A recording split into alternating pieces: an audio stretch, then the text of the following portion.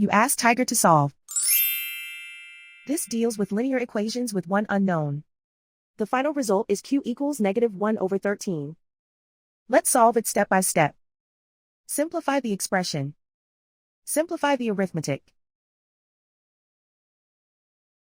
Group all constants on the right side of the equation. Subtract 8 from both sides.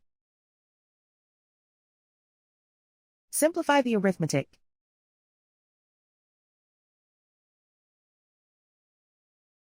Isolate the q. Divide both sides by 104. Simplify the fraction. Find the greatest common factor of the numerator and denominator. Factor out and cancel the greatest common factor.